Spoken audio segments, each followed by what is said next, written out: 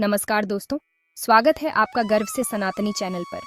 आज हम आपको बताने जा रहे हैं एक ऐसे दिव्य व्रत की कथा जो न केवल शरीर के रोग बल्कि आत्मा के पापों को भी हर लेता है। तो चलिए सुनते हैं। योगिनी एकादशी का महात्म्य। युधिष्ठिर ने पूछा, वासुदेव, आषाढ़ के कृष्ण पक्ष में जो एकादशी होती है उसका क्या नाम है? कृपया उसका वर्णन कीजिए। भगवान श्री कृष्ण बोले, नृपश्रेष्ठ, आषाढ़ के कृष्ण पक्ष की एकादशी का नाम योगिनी है। यह बड़े बड़े पातकों का नाश करने वाली है। संसार सागर में डूबे हुए प्राणियों के लिए यह सनातन नौका के समान है। हे राजन, अब मैं तुम्हें एक प्राचीन कथा सुनाता हूँ जिसे मैंने स्वयं सुना है। अलकापुरी के राजाधिराज कुबेर सदा भगवान शिव की भक्ति में तत्पर रहने वाले हैं। उनका हेममाली नामक एक यक्ष सेवक था जो पूजा के लिए फूल लाया करता था। हेममाली की पत्नी का नाम विशालाक्षी था। वह यक्ष कामपाश में आबद्ध होकर सदा अपनी पत्नी में आसक्त रहता था। एक दिन हेममाली मानसरोवर से फूल लाकर अपने घर में ही ठहर गया और पत्नी के प्रेम पाश में खोया रह गया। अत कुबेर के भवन में न जा सका। इधर कुबेर मंदिर में बैठकर शिव का पूजन कर रहे थे। उन्होंने दोपहर तक फूल आने की प्रतीक्षा की। जब पूजा का समय व्यतीत हो गया तो यक्षराज ने कुपित होकर सेवकों से कहा, यक्षों, दुरात्मा हेममाली क्यों नहीं आ रहा है? यक्षों ने कहा, राजन, वह तो पत्नी की कामना में आसक्त हो घर में ही रमण कर रहा है। ये सुनकर कुबेर क्रोध से भर गए और तुरंत ही हेममाली को बुलवाया। वह आकर कुबेर के सामने खड़ा हो गया।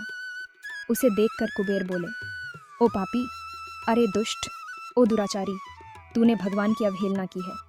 अत कोरा से युक्त और अपनी उस प्रियतमा से वियुक्त होकर इस स्थान से भ्रष्ट होकर अन्यत्र चला जा। कुबेर के ऐसा कहने पर वह उस स्थान से नीचे गिर गया। कोरा से सारा शरीर पीड़ित था, परंतु शिव पूजा के प्रभाव से उसकी स्मरण शक्ति लुप्त नहीं हुई। तदनंतर वह पर्वतों में श्रेष्ठ मेरुगिरी के शिखर पर गया। वहां पर मुनिवर मार्कंडेय जी का उसे दर्शन हुआ। पापकर्मा यक्ष ने मुनि के चरणों में प्रणाम किया। मुनिवर मार्कंडेय ने उसे भय से कांपते देख कहा, तुझे कोरा के रोग ने कैसे दबा लिया? यक्ष बोला, मुने, मैं कुबेर का अनुचर हेममाली हूँ। मैं प्रतिदिन मानसरोवर से फूल लाकर शिव पूजा के समय कुबेर को दिया करता था। एक दिन पत्नी सहवास के सुख में फंस जाने के कारण मुझे समय का ज्ञान ही नहीं रहा। अथ राजाधिराज कुबेर ने कुपित होकर मुझे शाप दे दिया, जिससे मैं कोरा से आक्रांत होकर अपनी प्रियतमा से बिछुड़ गया। मुनि श्रेष्ठ, संतों का चित्त स्वभावतः परोपकार में लगा रहता है। यह जानकर मुझ अपराधी को कर्तव्य का उपदेश दीजिए। मार्कंडेय जी ने कहा, तुमने यहाँ सच्ची बात कही है, इसलिए मैं तुम्हें कल्याणप्रद व्रत का उपदेश करता हूँ। तुम आषाढ़ मास के कृष्ण पक्ष की योगिनी एकादशी का व्रत करो। इस व्रत के पुण्य से तुम्हारा कोरह निश्चय ही दूर हो जाएगा।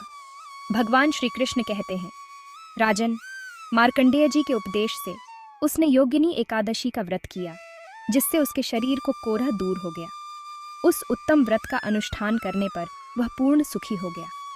नृपश्रेष्ठ, यह योगिनी का व्रत ऐसा पुण्यशाली है कि 88,000 ब्राह्मणों को भोजन कराने से जो फल मिलता है, वही फल योगिनी एकादशी का व्रत करने वाले मनुष्य को मिलता है।